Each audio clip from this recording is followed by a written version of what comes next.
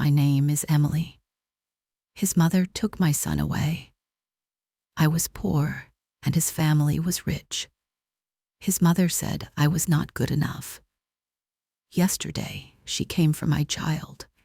She hates me. I can see it in her eyes. Now, my home is quiet. Too quiet. My baby is not here. My heart feels empty. I want to tell you my story. Maybe you will understand. My life was simple before I met him. I lived in a small apartment. It had one room and a tiny kitchen. The window looked out at a brick wall, but it was my home.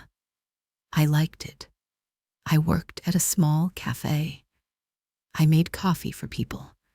I smiled and said, "Have a good day." I did not have much money, but I had enough. I had friends. We would laugh and talk. Life was easy. Or maybe I thought it was easy. One day, a man came into the cafe. He was tall. He had kind eyes. He ordered a simple black coffee. He sat at a small table by the window. He did not look at his phone. He looked at the people outside. He came back the next day, and the next. Every day, he ordered a black coffee. He always smiled at me. His smile was warm. It made my heart feel warm too. One afternoon, the cafe was empty. He was the only one there. He asked me my name. I told him, "I am Emily." He smiled and said, "I am Mark. It is nice to meet you, Emily." We talked for a long time that day. He asked me about my dreams. I told him I wanted to open a small flower shop one day. I love flowers. They make people happy. He did not laugh. He listened. He said it was a beautiful dream. He asked me to go for a walk after work. I was nervous. My clothes were not fancy. My shoes were old. But I said yes. We walked in the park. The sun was setting. The sky was orange and pink. It was beautiful. We talked about everything. We talked about our favorite colors. We talked about our families. He told me his family was wealthy. They owned big buildings in the city. I told him my family was small. It was just me and my mother. She lived in a small town, far away. I felt a little scared. He was from a different world. A world with big houses and expensive cars.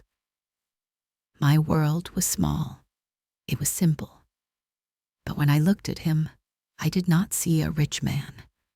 I saw Mark, a kind man with a warm smile. He held my hand. His hand was big and strong. It felt safe. I did not feel poor when I was with him. I just felt like Emily. We fell in love. It was easy.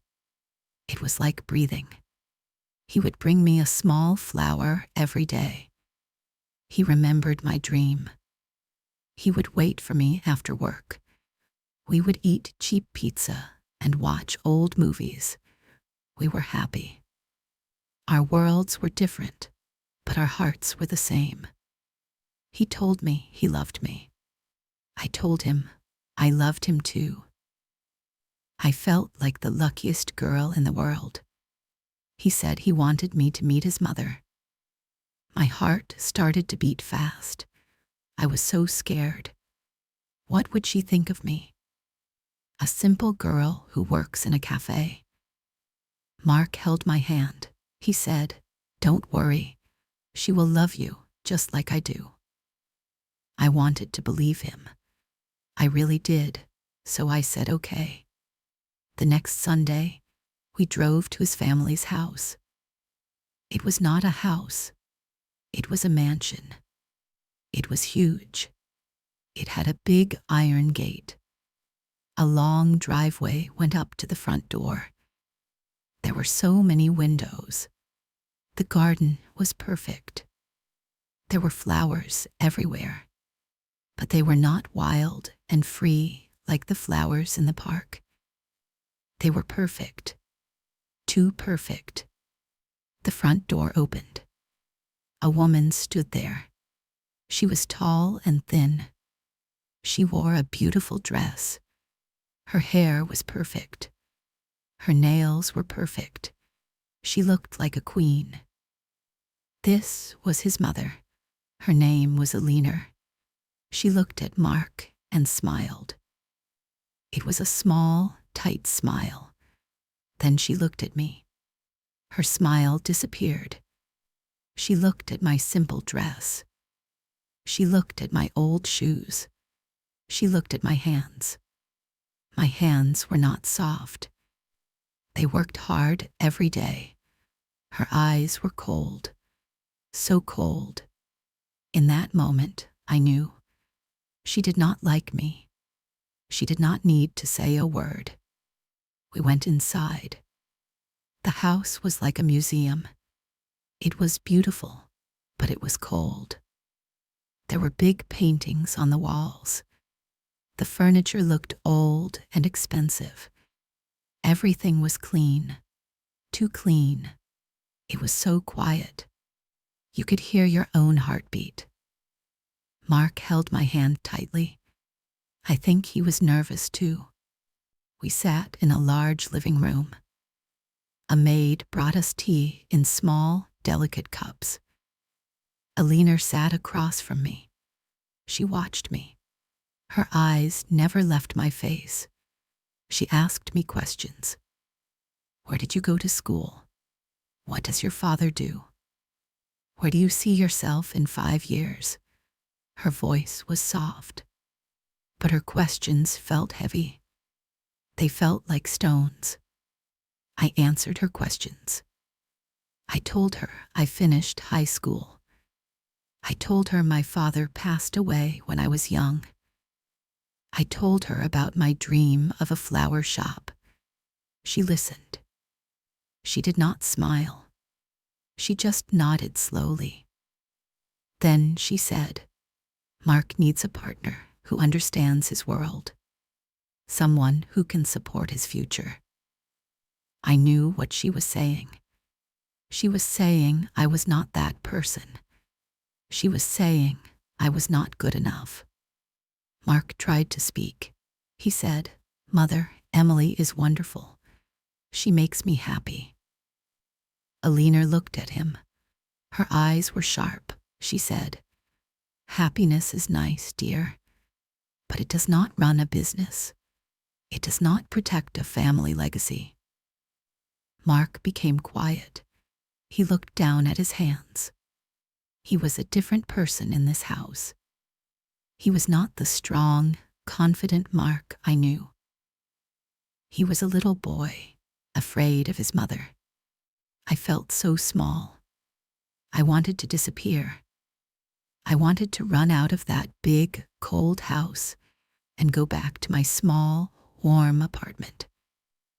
When we left, I was quiet in the car. Mark tried to hold my hand. He said he was sorry. He said his mother was difficult. He said she would learn to love me. I wanted to believe him. But in my heart, I felt a new fear. A cold fear. It felt like his mother's eyes. We tried to forget that day. Our love was our own little world, a safe place. He spent more time at my apartment. He said he liked it there.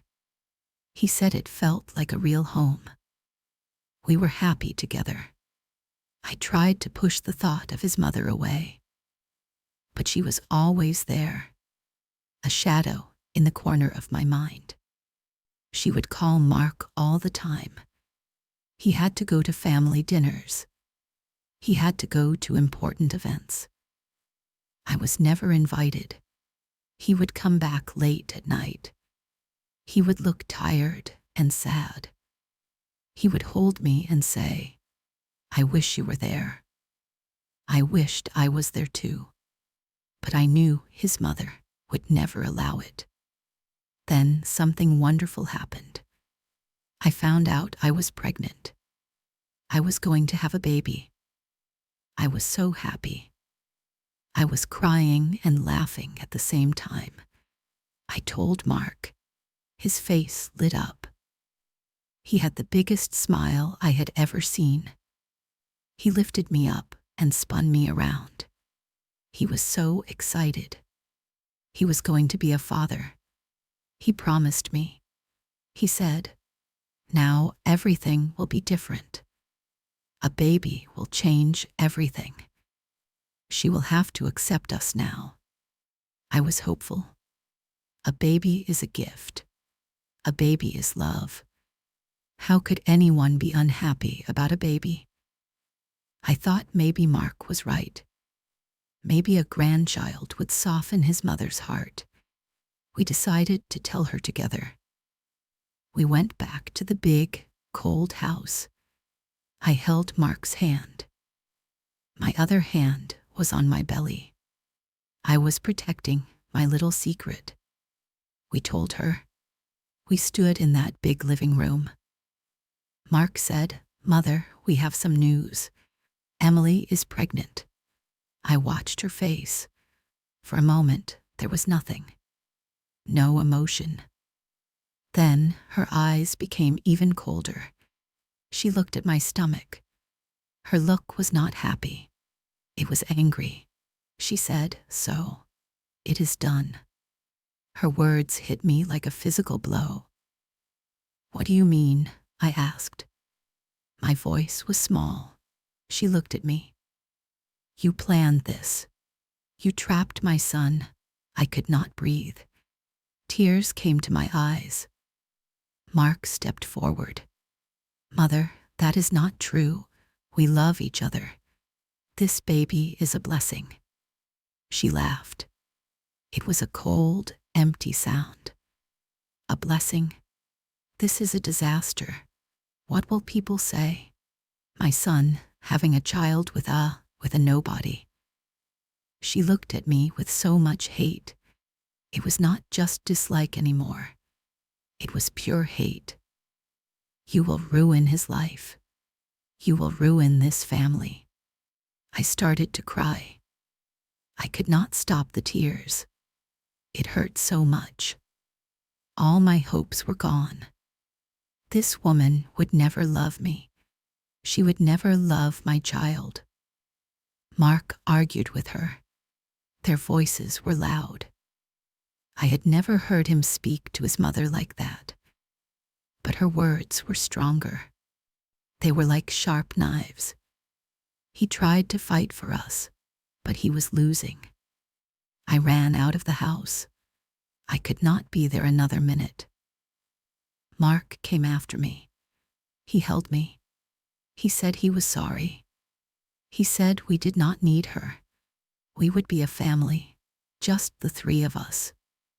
I cried in his arms. I was happy about our baby, but I was so scared for our future. The next few months were a mix of joy and sadness. My body was changing. I could feel my baby growing inside me. It was a miracle. I would talk to my baby. I would sing songs. I felt so much love. Mark was wonderful to me. He cooked for me. He rubbed my feet. He told me I was beautiful. In our small apartment, we were a happy family. But the outside world was always there. Alina did not call. She acted like we did not exist. Mark's relationship with his family became very difficult. He worked for his father's company. He had to see them. They put a lot of pressure on him. They told him he was making a mistake. They told him to leave me. He told me he would never leave me. I believed him. but I saw the sadness in his eyes. He was torn between two worlds, the world of his family's money and power, and my world of simple love. I felt guilty. I felt like I was the cause of his pain. Then my son was born. His name was Leo. He was so small. He had tiny hands and tiny feet. He had Mark's eyes. When I held him for the first time, my heart was full. All the fear, all the sadness, it all melted away. There was only love, pure, perfect love for this little boy, my son. Mark was there. He cried when he saw Leo. There were tears of joy. He held Leo so gently. He looked at me and said, "Thank you, Emily. He is perfect. You are perfect." In that moment, everything was right in the world. Alina came to the hospital. She did not come alone. She came with Mark's father. They looked out of place in the small, simple hospital room. She did not hug me. She did not ask how I was. She walked straight to the small crib where Leo was sleeping. She looked down at him. I waited for her to smile. I waited for her to say something kind. She just looked. Her face was a mask. Then she looked around the room. She saw the simple flowers a friend had sent me. She saw the small teddy bear I had bought for Leo. Her lips tightened. She said to Mark, "He should not be in a place like this. He needs the best." She had brought a gift. It was a huge box from a very expensive store. Inside was a designer baby outfit.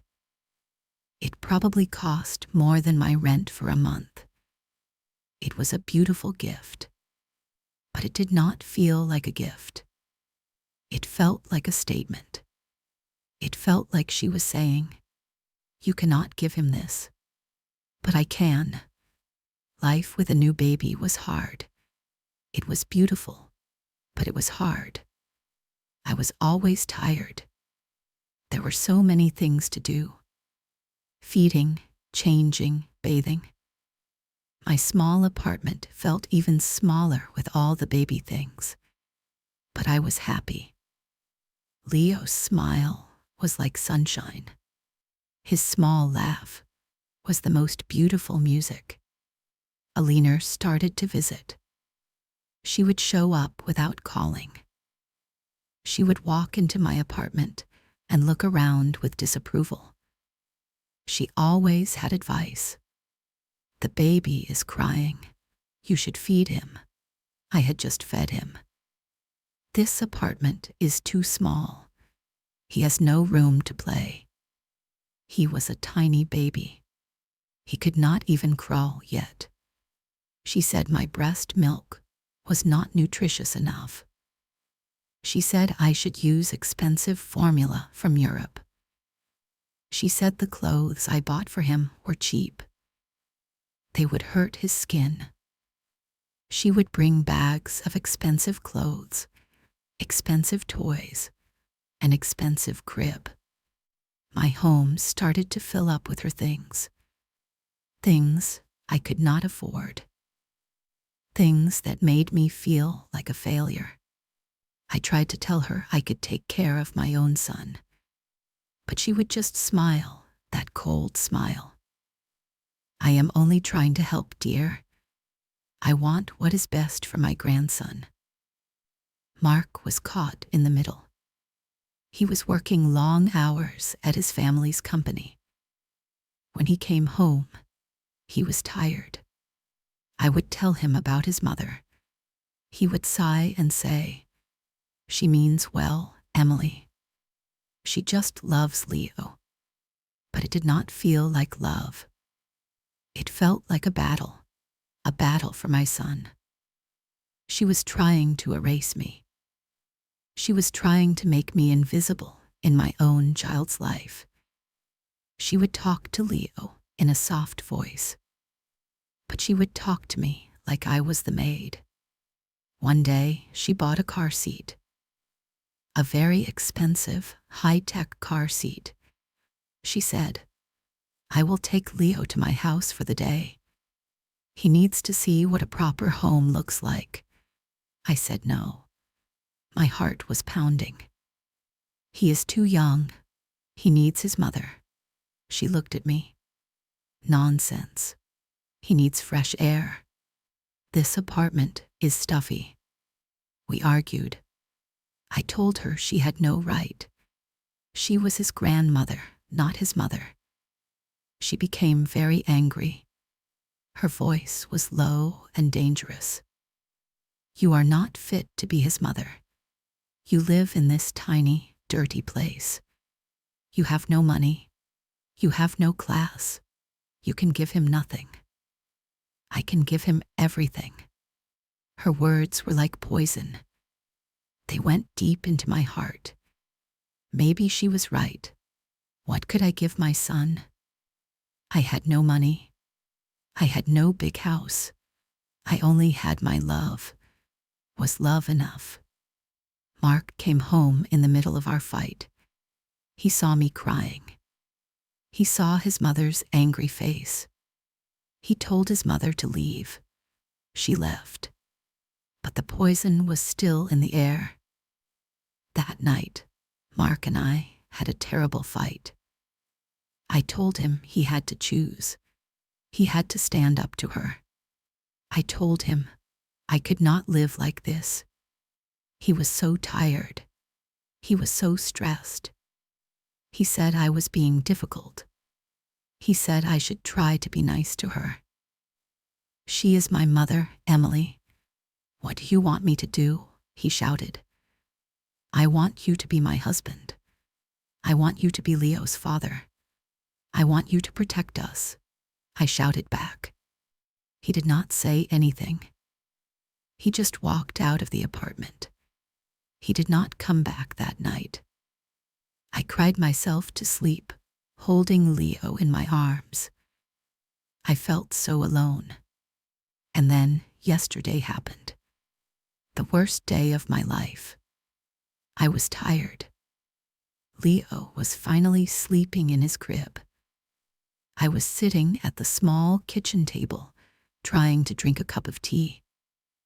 There was a knock on the door, a loud, firm knock. I opened it. It was Alina. She was not alone. Two large men in dark suits stood behind her. She was holding a stack of papers. "What do you want?" I asked. My voice was shaking. She did not answer. She just gave me a cold smile and pushed past me into the apartment. The two men followed. "You cannot just come in here," I said. She turned to me. "Oh, I can. I have every right." She held up the papers.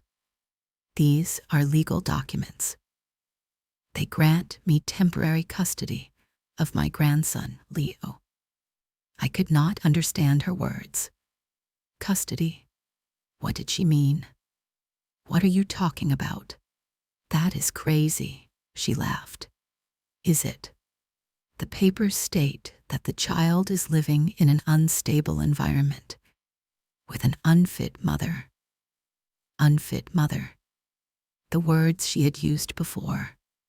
The words that had hurt me so much. "That is not true," I cried. "Where is Mark? Does he know about this?" She smiled again. "Mark knows. He signed the papers. He agrees that Leo is better off with me until you can get your life together." I felt the world spin. No, it could not be true. Mark would never do this. He loved me. He loved Leo. Tears streamed down my face. I begged her. "Please, please, Alina, don't do this. He is my baby. He is all I have." I was on my knees. I was begging. She looked down at me. There was no pity in her eyes. There was only victory. This is for the best, Emily. He will have a better life. A life you can never give him. She nodded to the men. They walked towards Leo's room. I tried to stop them. I stood in front of the door. No, you can't take him. One of the men gently but firmly moved me aside. I was not strong enough. They went into the room. I heard Leo wake up. He started to cry. His cry broke my heart into a million pieces. They came out of the room. One of the men was holding my son, my baby. Leo was reaching for me. His little hands were reaching for his mommy. I screamed. I tried to get to him, but Alina stood in my way. "Goodbye, Emily," she said. She turned and walked out the door. The men followed her. They took my son. They took my whole world with them. I ran to the window. I saw them get into a big, black car. I saw my son's car seat inside. Then the car drove away. It disappeared down the street. The apartment was silent. His small room was empty. His crib was empty. A little teddy bear was on the floor. I picked it up. It still smelled like him. I fell to the floor, holding that teddy bear, and I cried. I cried until I had no more tears. My heart was not just broken. It was gone. There was just a big, empty, aching hole in my chest. I stayed on the floor for hours. The sun went down. The room became dark. I did not move. I just felt empty, lost. She had won. She had taken my son. She had taken everything. Maybe she was right. Maybe I was not good enough. But then I thought of Leo's face. I thought of his little hands reaching for me. He needed me. He needed his mother. Sadness is a heavy blanket. It makes you want to stay in the dark. But love is a light, a small light, and it started to grow in my heart. The sadness was still there, but now there was something else. Fire. She was wrong. I was not an unfit mother. I was a good mother.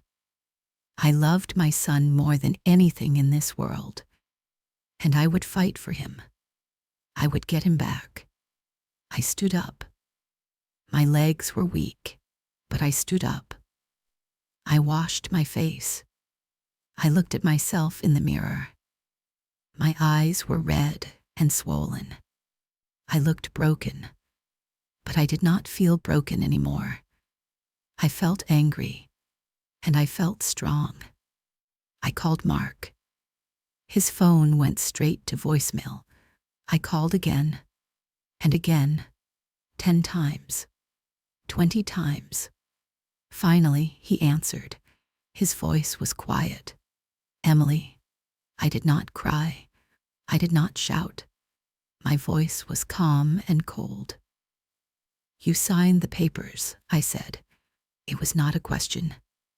He started to cry. "Emily, I am so sorry. I am so sorry. My mother, she said it was the only way. She said you were unhappy. She said it would be temporary. Just until we figured things out. I did not know she would do this. I did not know she would take him like that." "You are a coward, Mark," I said. The words were hard and true. "She is your mother, but he is your son. You let her take our son." He cried harder. "I know. I made a terrible mistake. I will fix this, Emily. I promise. I will fix this." I did not know if I could believe him. He had not protected us.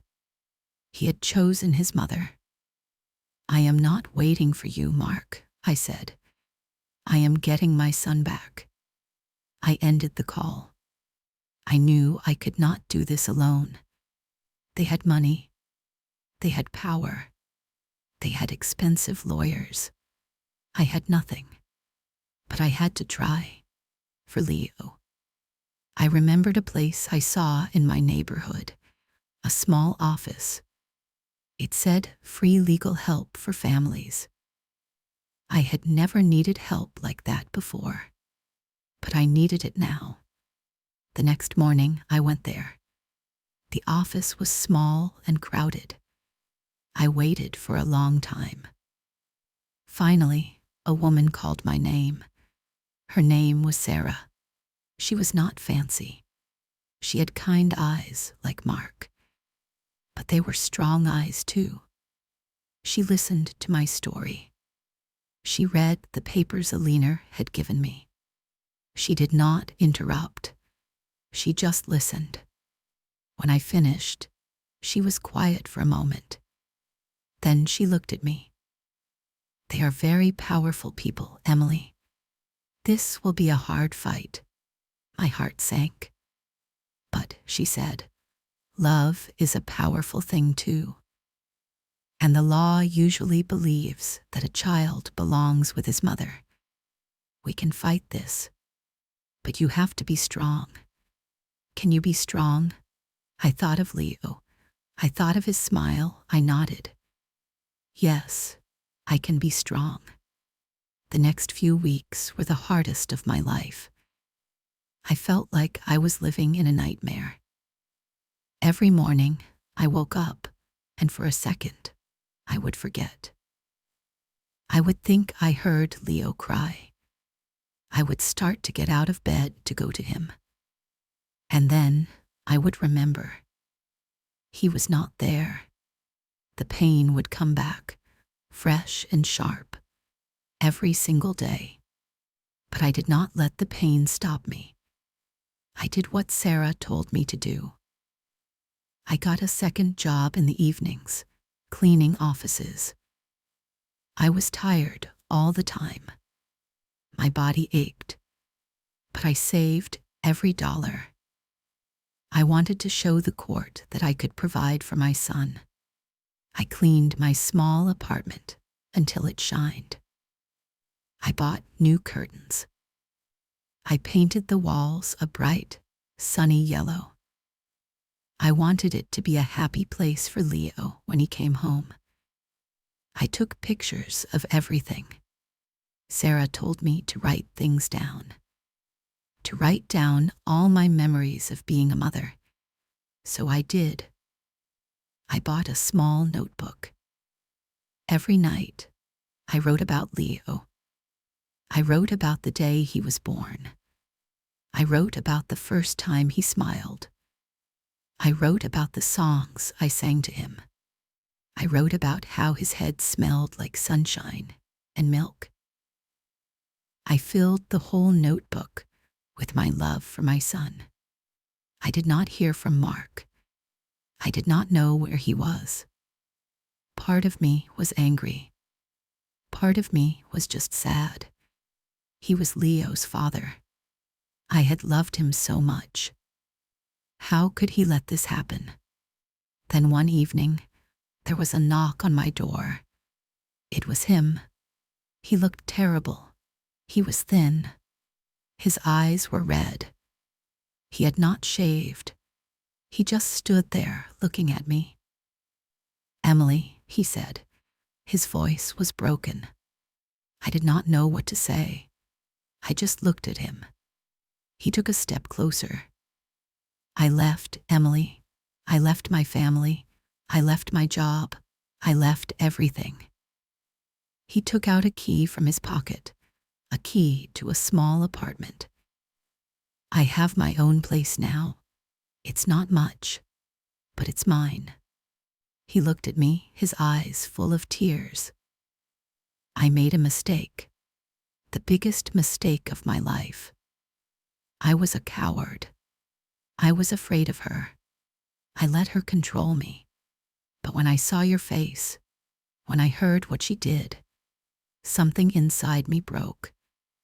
I realized that my family was not them.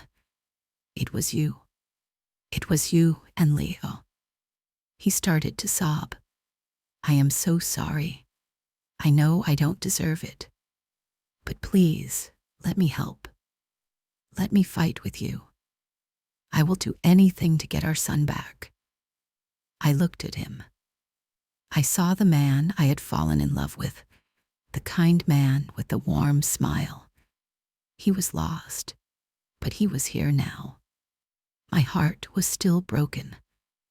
I did not know if I could ever trust him again. But he was Leo's father, and my son deserved to have his father fight for him. Okay, Mark, I said quietly. Okay. The day we had to go to court was cold and gray. It felt like the world was holding its breath. I felt sick. My hands were shaking. Mark held my hand. It was warm. Sarah was with us. She smiled at me. You are ready, Emily. Just tell the truth. Tell them about your love for your son. We walked into the courtroom. It was a big, serious room. Alina was already there. She sat at a table with 2 expensive lawyers.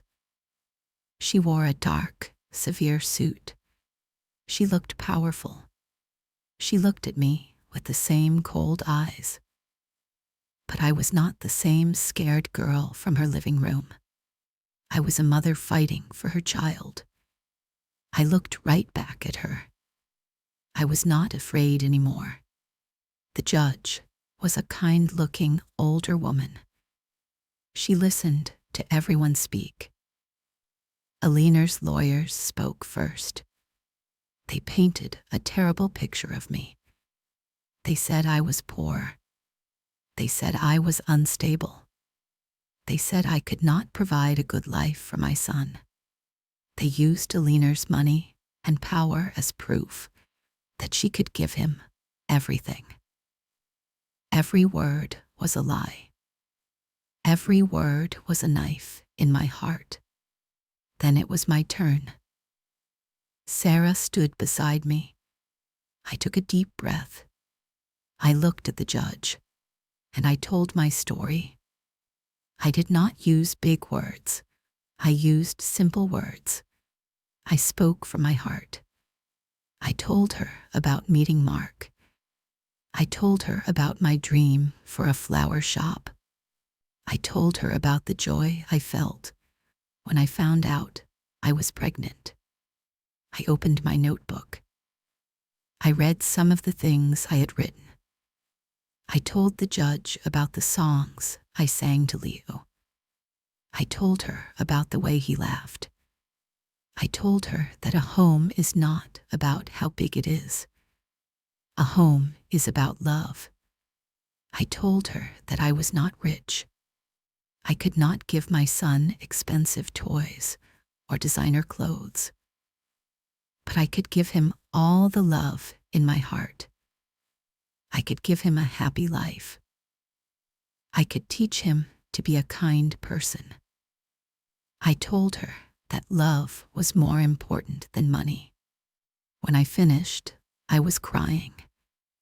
But they were strong tears. I looked at the judge. She was looking at me. Her eyes were soft. Then Mark spoke. He stood up tall. He did not look at his mother. He looked at the judge. He told the truth.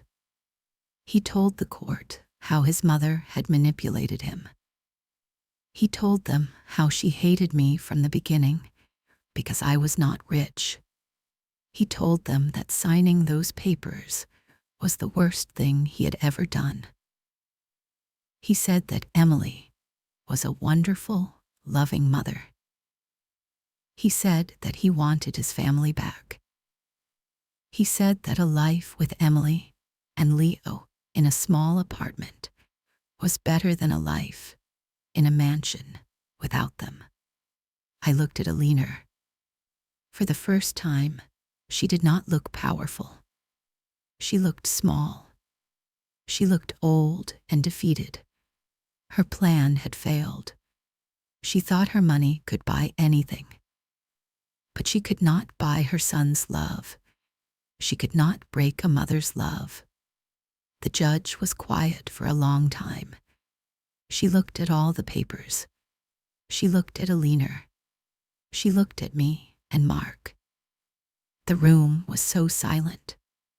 My heart was beating so fast. Then she looked at me and she smiled.